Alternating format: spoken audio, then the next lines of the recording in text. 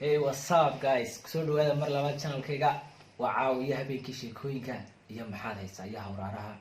Waa aniga waa Mursal iyo Mawlid insha Allah taala.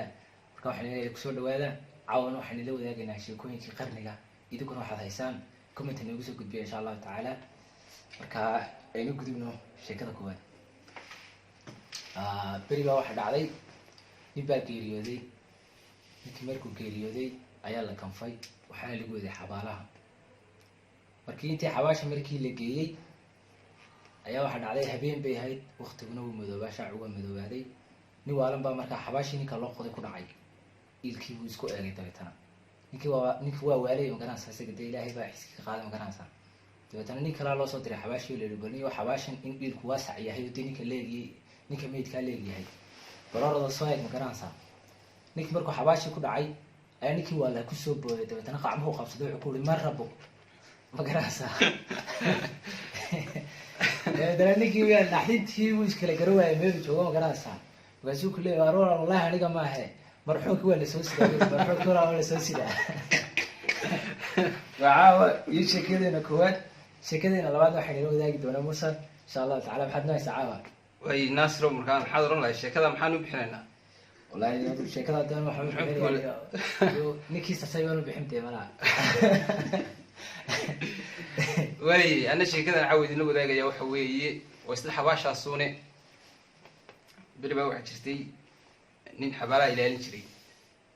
xabaalaha waa tan oo de magaranaysa waxa loo diraa rag ilaaliya oo gaar ka noqda ha beena nin baa wuxuu ilaalin jiray xabaasha ama xabaalaha kadibna mala qaar ay saaxiibiyihiin oo de kuwan ciyaalka iska fidmada badan magaranaysa qaar ay saaxiibiyihiin bay ilaalin mar sheebel ka soo xaraabaysan oo xabaali joogeen odaguna xabaash iska dul seexan jiray moogta oo ilaalin jiray dabeedna way soo ordeen maryaa cad baa loo soo xidhay odagii iska hurdaa lagu hadala boodo wala jiiday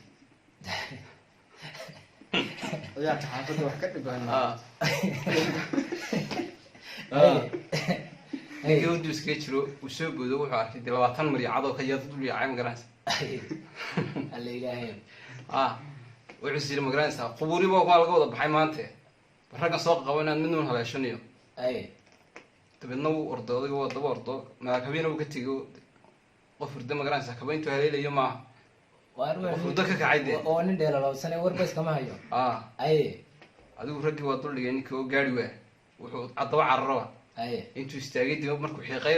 bila kabana weeyay naftu iska baxday ayuu istaagay kaalay hooy abal istaago nin walaal xabaashaad igu noqo marka sheekadaasina waa taa xuldigada ciyaarta kale ilkiina naga soo noqon nin walba ilkaaga dubuga wallahi billahi waradagaas oo bilaaya ayaa ka xaafada wax ka dhiban harto ma warciyaga xaafada wallahi shaqada lagu yaqaan guys asxaabtayda qaaliga waxaan leeyahay idin daaga wax haysaan mar kastaba like iyo subscribe iyo share nagu dadaala waxaan lagu dhiirigeliyaa insha Allah taala waxaad jeceshiin in la soo wadaaga aad iyo aad baad mahadsantiin waan salaam ya mar labaad iyo mustahaaba